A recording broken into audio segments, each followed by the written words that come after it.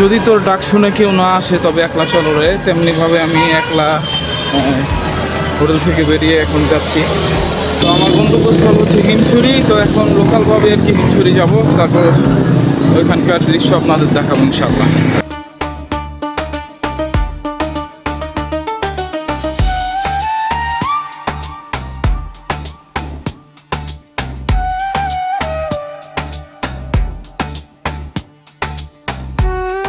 হিমছড়ি কক্সবাজারের একটি অনন্য পর্যটন স্পট, যা নীল সমুদ্র ও সবুজ পাহাড়ের মিলনে গঠিত।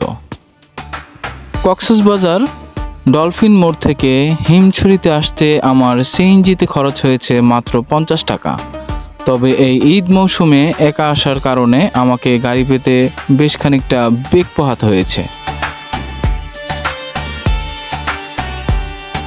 ভিউয়ার্স, আমি অলরেডি চলে এসেছি হিমছড়িতে, আর এখানে প্রবেশ করতে হলে আপনাকে গুনতে হবে 40 টাকা।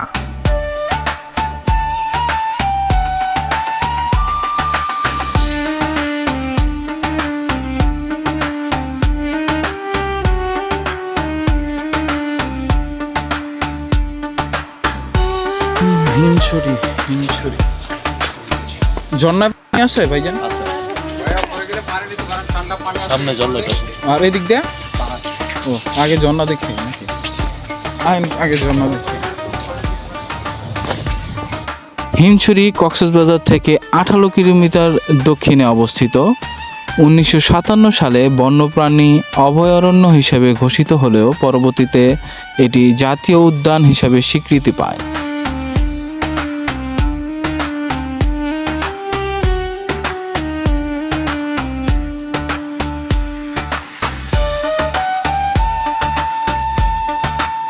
বিসমিল্লাহির রহমানির রহিম। মাশাআল্লাহ, দূর থেকেই ঝর্ণার পানির শব্দ পাচ্ছি আর কি।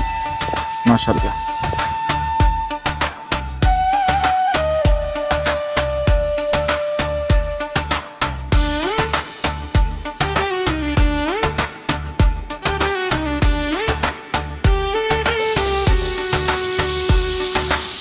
এখানকার প্রধান আকর্ষণ হলো পাহাড় থেকে নেমে আসা প্রাকৃতিক ঝর্ণা এবং এর আশেপাশের জীববৈচিত্র্য।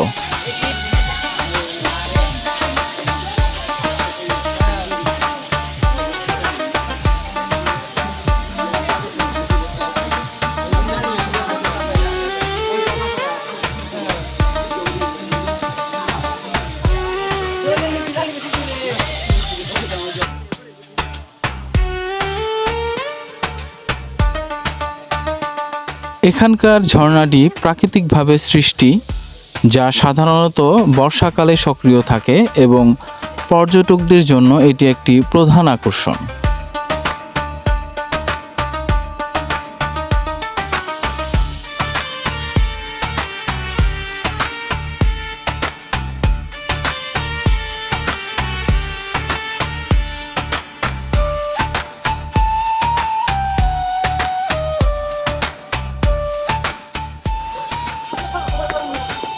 হিমছড়ি পাহাড় বেয়ে উপরে উঠতেছি আর কি।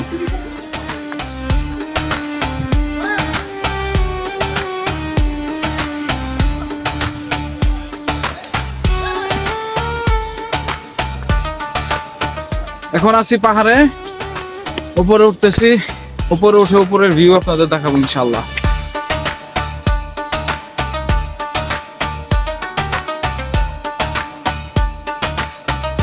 কি অবস্থা ভাই, ভালো আছেন?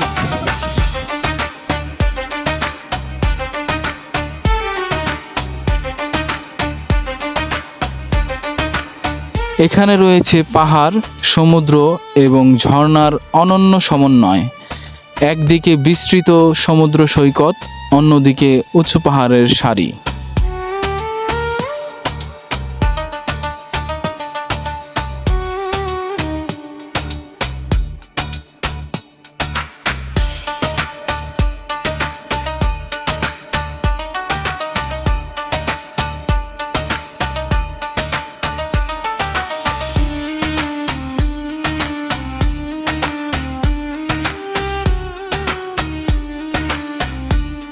প্রাকৃতিক সৌন্দর্য রক্ষা এবং পর্যটন উন্নয়নে এটি বর্তমানে একটি সংরক্ষিত জাতীয় উদ্যান হিসেবে উল্লেখযোগ্য।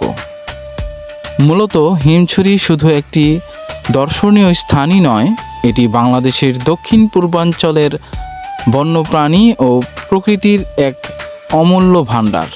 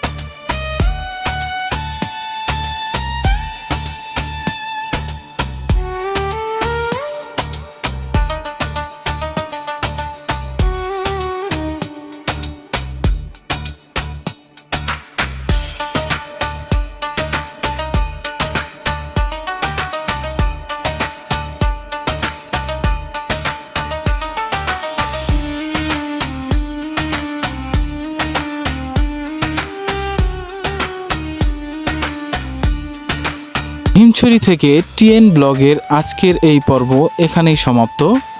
আগামী পর্ব দেখার আমন্ত্রণ রইল এবং আমাদের এই ভিডিওটি ভালো লাগলে অবশ্যই এই চ্যানেলটিকে সাবস্ক্রাইব ও বেল বাটন ক্লিক করে শেয়ার কমেন্ট করে আমাদের সাথে থাকার অনুরোধ রইল।